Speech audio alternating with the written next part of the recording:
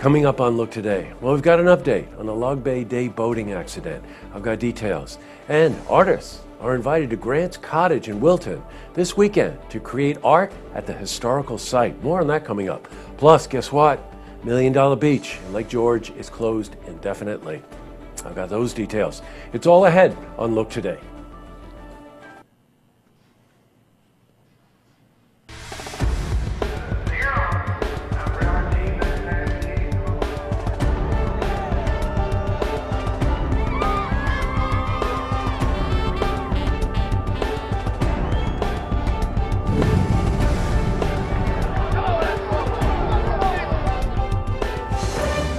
Welcome everyone and happy Friday.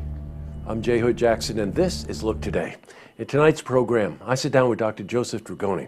He's the superintendent of the Ballston Spa School District. He's here to talk about the recent ranking in Newsweek's top high schools in the country. I also sit down with Samantha Bosshart. She's the executive director of the Saratoga Springs Preservation Foundation. And we're joined by honorary co-chair Seth Finkel. He's here to talk about the Trask Art Show that is happening in September. Plus, we've got your weather for the Tri-North counties, but first, these headline stories. Well, in our lead story, we got an important update on the Log Bay Day boating accident that claimed the life of 8-year-old Charlotte McHugh. Now, after blood samples were taken from Alex West, the man who crashed his boat into Charlotte McHugh's boat, tests have shown that 3 different classes of drugs were in his system. Now, that happened 14 hours after the accident. Currently, there is no evidence to show that he was under the influence during the accident. Now, traces of the drugs were found in his system. However, it does not mean that they were psychoactive during the accident. Now, we spoke to Sheriff Bud York of Warren County about this important distinction. I think the important thing is to understand it's important because some news media outlets got it wrong. They quoted me as saying that I said that he had drugs in his system when the boat accident occurred. I never said that, nor am I alleging that. Well, it's important to note, as tragic as it is, that you're innocent until you're proven guilty. So I applaud Bud for that. The next step is to make a quantitative analysis of drug traces found in the blood sample. We also spoke to Sheriff Bud York about this. That drug test was done 14 hours after the accident. And what that tells me is when his blood was tested 14 hours after the accident, it showed 3 classes of separate drugs in his system. It doesn't give us a quantitative amount. We are doing that now. And from the quantitative amount, then we might be able to go backwards to see how long it was in his system. We don't know how long it was in his system at this point in time. These are just preliminary drug tests. In other news, well, $1 Million Beach in Lake George remains closed. The mayor of Lake George, Bob Blaze, wants tourists to know that there are many other options. Now, right in downtown Lake George, that would include Shepherd's Park Beach is open, as well as Usher's Park. And there's no bacteria found at these sites. Now, to assure the protection of the people's health, the DEC is taking extreme caution while they fully assess the bacterial contamination at $1 Million Beach. Now, according to Bob Blaze, the colony of seagulls has taken over at the south end of the beach and is adding a lot to the increased levels of bacteria. We're going to keep you updated on this story as we gather more details. Switching from news to weather. Today saw plenty of sunshine. Great day. Let's see how the weekend is shaping up. For a more detailed look at our weekend weather, we're going to head to the Glens Falls Weather Center for a look at your first forecast.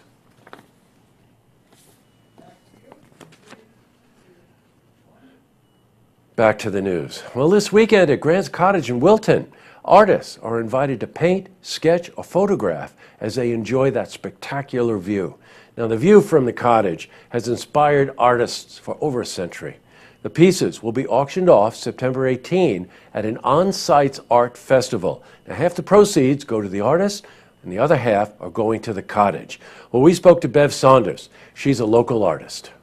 Well, we organized it after I had visited there for the first time, and I found it extremely fascinating and charming, and I wanted to be a part of it and to help them create this event that would bring more awareness to Grant Cottage and let people know of the gem that we have right in here in our local community. I interviewed Bev, by the way, about this event. You can see it on our website. Now, Bev, by the way, also happened to be in Bolton Landing when we interviewed her at the farmers market. Well, local vendors, farmers, as well as artists bring something unique to Bolton Landing at the farmers market every Friday. So while we were there, we spoke to Bev about the importance of the market to that community. I've been coming up here for 3 years during the summer. Every Friday, I bring my gallery and me as an artist up to network and to share where my gallery is in the Shirt Factory in Glens Falls to the greater public here and let them know that there's an historic building and great artwork to be seen down in Glens Falls. Up next, I sit down with Dr. Joseph Drugoni. He's a superintendent of the Ballston Spa School District. He's here to talk about the recent ranking of the school in Newsweek's top high schools in the country. You heard me right. Plus, I also sit down with Samantha Bushart. She's the executive director of the Saratoga Springs Preservation Foundation. And we're joined by honorary co-chair Seth Finkel. They're here to talk about the Trask Art Show, which is happening in September. But first, if you've seen who's happening, you want to share a story idea, how about join us for an interview? Give us a call on the hotline. The number is 798-8000.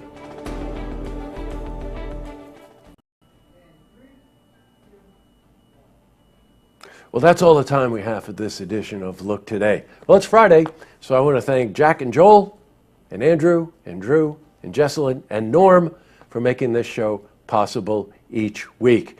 And don't forget that this weekend is the Travers. Be careful out there, everybody. My wife and I are doing our annual trek to the Sagamore. We go down to the bar right by the lake, sip a martini, and watch the Travers race.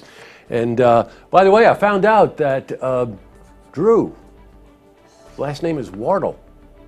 And Wardle means watcher of the hill, which is kind of what Drew does here. And last but not least, I want to wish Andrew Gabriels a happy birthday. Actually, it's not his birthday, but that's a nice thing to say on a Friday. Tonight on Look TV, it's Tracks. Don't forget, it's Monday. No, don't forget to tune in on Monday for the stories that matter to you. It's Friday. We're out of here. Good night, everybody.